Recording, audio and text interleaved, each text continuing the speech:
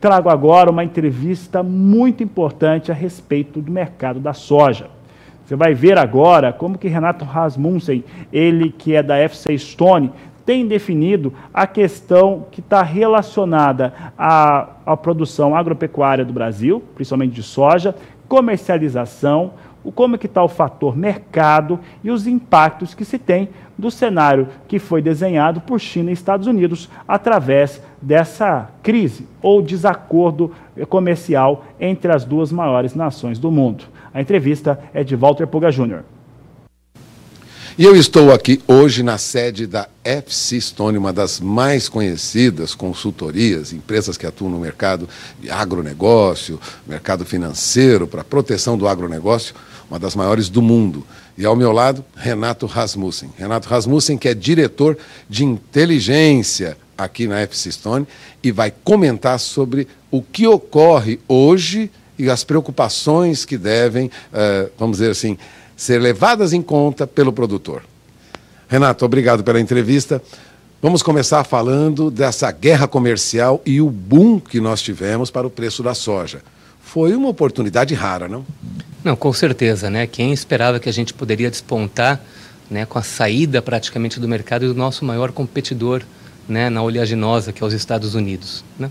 A gente, como país, a gente conseguiu avançar muito no relacionamento comercial com a China. Porém, né, tudo o que é bom um dia chega ao fim. E algo que eu chamo a atenção sempre dos nossos clientes na FC Stone é a importância de estar atento a essa possibilidade, né? A cada dia que passa, a gente tem novas informações a respeito da possibilidade da China e os Estados Unidos entrarem em algum acordo comercial e isso pode trazer impacto na precificação aqui no mercado interno para a oleaginosa, né? Por exemplo, a gente sabe que se os Estados Unidos voltarem para o mercado, se de repente um acordo sair, a gente tem a possibilidade do preço lá em Chicago, né, na Bolsa dos Estados Unidos, que vai se arrefecer aí, vai aquecer, refletindo essa maior possibilidade da exportação da soja americana, né, isso também vai trazer um impacto aqui para os prêmios para o produtor brasileiro. A gente pode ter aqui uma perda dessa competitividade que a gente teve nesses últimos anos, né, já há anos. E isso pode trazer, sim, uma possibilidade do preço aqui no mercado interno, ele ceder. E isso traz risco para o produtor. Então, algo que eu sempre chamo muito a atenção dos nossos clientes é que eles têm que estar atentos a isso. E não é só estar atento e ciente do problema e da possibilidade, mas atento e proativo, usando os instrumentos que o mercado tem, que o mercado oferece para ele poder gerenciar esse risco. E existem muitos instrumentos hoje disponíveis, né? Tanto em operação no mercado futuro, né? Usar opções, né? Dos derivativos mais complicados e complexos até os mais fáceis, né? Um NDF. Existem muitas formas que o produtor pode se proteger de todo esse risco, né? Então é isso que eu chamo sempre a atenção. Agora vamos falar um pouquinho de outra perspectiva, que é a peste suína africana, que traz uma demanda muito grande de proteína lá da China, né? Isso dura muito tempo?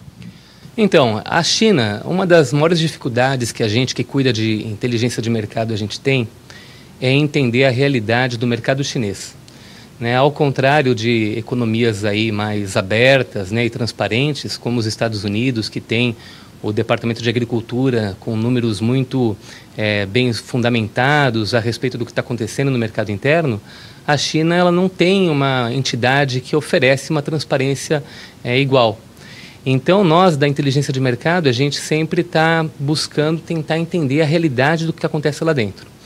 E a verdade é que a única certeza que a gente tem, né, a única realidade que a gente pode realmente acreditar é que o impacto dessa peste suína ela está sendo dramática. Nós estamos falando da perda de aproximadamente 40% do rebanho de suínos da China, né? E quanto tempo a China vai demorar para se recuperar? Quanto tempo ela vai demorar para conseguir recompor esse rebanho? Anos, né? 7 anos, 8 anos, mesmo que o governo chinês ele entre e ele está entrando com ações muito fortes, apoiadas inclusive pelo seu braço militar, né, em mudanças estratégicas fortes a respeito de como a produção de suínos acontece naquele país. Mesmo assim, a gente sabe que é muito difícil você conseguir educar toda a população que produz esse animal a respeito de como que você consegue controlar essa doença, evitar a propagação.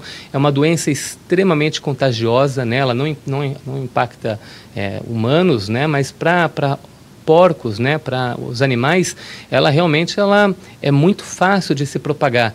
Você tem desde vetores que transmitem essa doença, até a contaminação pela água, até por alimentos que já estão contaminados. Quando o animal contaminado, ele compartilha essa ração com outro animal. Então é muito difícil e você ter um controle. E hoje, o modo como a produção de porcos na China acontece, ela ainda é muito pouco tecnificada. Né? Você ainda depende muito de comunidades que criam esses animais, comunidades onde você tem a mesma pessoa exercendo às vezes múltiplos papéis, a mesma pessoa que alimenta o animal é de repente a mesma que leva esse animal lá para a feira para ser comercializado. Então você tem essa pessoa atuando em diversos estágios aí da cadeia produtiva e ela acaba se tornando um vetor dessa doença. Então imagina, você tem que fazer um investimento, uma transformação da cadeia produtiva dos suínos na China que consiga inibir essa propagação, uma educação a respeito de como que esse profissional, essa pessoa, ela tem que atuar, ela tem que trabalhar. É uma mudança muito drástica, isso vai levar muito tempo para você conseguir alcançar a ponto de conseguir ter realmente uma substancial redução dessa recuperação desse rebanho, né? E para nós no Brasil, isso é uma oportunidade fantástica, né? O Brasil hoje não só tem uma grande quantidade de grãos, mas nós somos um importante produtor, não só de suínos, mas de aves, né? E a gente sabe que a China, na falta desse produto, na falta de disponibilidade de carne suína, ela vai entrar no mercado importando carne. E o Brasil tem tudo para conquistar um pouco dessa janela que se abre, né? A gente tem tudo para conseguir vender mais para esse importante parceiro comercial. E isso para nós é fantástico. Agora, nós não somos os únicos que estão tentando vender mais para a China, né? A gente tem vários países na Europa, Alemanha, a gente tem países, inclusive como o Canadá, que tem capacidade de fornecer também um volume significativo para a China, para ajudar a atender essa redução do rebanho, né? Então, o Brasil não é o único que está competindo por essa fatia do mercado. Nós temos que agir de forma muito rápida, de forma muito estratégica, mas toda essa dinâmica traz volatilidade. E como eu falo para os nossos clientes na FC Stone, você tem que saber estar atento à volatilidade e usar os instrumentos financeiros para gerenciar esse risco. E agora, falando em gerenciamento financeiro, o dólar se aproximou de 4,20, agora já está tendendo a encostar em R$4. Há quem diga que pode chegar abaixo disso. Como você vê essa movimentação do câmbio quando falamos de inteligência de mercado em agronegócio? Muito bem, a gente, com o dólar a 4, né, a gente tem algumas variáveis que impactam diretamente o custo do produtor, né? O fertilizante, por exemplo, é um dos componentes do custo da produção rural que tem talvez o maior impacto, né, com o que o dólar tem o seu maior impacto. Né? O fertilizante que a gente usa no Brasil, infelizmente, quase 80% é importado. Então, quando a gente tem uma retração do dólar, a gente acaba tendo uma diminuição desse custo. Porém, a gente também tem uma retração aí da precificação no mercado interno. Tá? Então, o produtor, ele tem que... Não dá para generalizar e falar qual que é o melhor momento para o produtor, como ele deve operar. Cada caso é um caso. A gente tem que analisar a circunstância específica da praça que aquele produtor atua, né? Mas a única coisa que é certa é a volatilidade, ela veio para ficar. Ela veio para ficar nos preços dos grãos, nos preços das carnes e no dólar. Tá?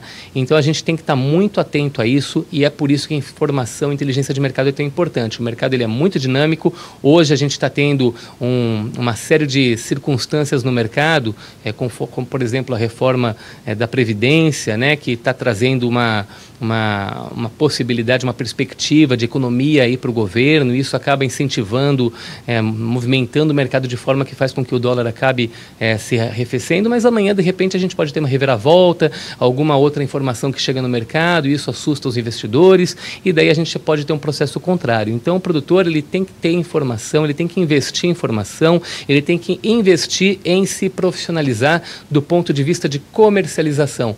Porque, Walter, o que acontece é que o produtor, hoje, o produtor brasileiro, ele é muito bom na produção. Ele é um profissional excelente, ele sabe produzir, ele consegue produtividades bastante elevadas, ele sabe administrar os riscos das pragas que ele enfrenta, ele sabe lidar com os desafios climáticos, mas no ponto de vista de comercialização, ele é ainda muito amador. Muito pouco produtor usa os instrumentos que o mercado financeiro oferece para ele poder gerenciar sua margem. Muitos poucos produtores estão atuando como verdadeiros empresários rurais e estão atentos para essas variáveis e usando os instrumentos que o mercado oferece. Infelizmente, o que essa falta de profissionalismo faz, ela acaba fazendo com que a margem do produtor ela seja impactada. O produtor fica à mercê do mercado, ele se sente às vezes totalmente vulnerável ao que está acontecendo na dinâmica de soja, de milho, né, de para onde está indo a relação comercial dos Estados Unidos com a China, quando na verdade ele não precisa estar. Ele pode fazer uma operação de hedge, ele pode fazer um NDF, ele pode fazer uma opção, ele pode fazer uma série de instrumentos financeiros que vão permitir que ele tenha muito conforto e segurança para poder aí garantir um sucesso na sua atividade. Bom, você acaba de ouvir aí o recado, né, do Renato Rasmussen, que é diretor de inteligência de mercado da FC Stone, uma das mais conceituadas consultorias de agronegócio, finanças em agronegócio em todo o mundo. Agradeço a entrevista do Renato.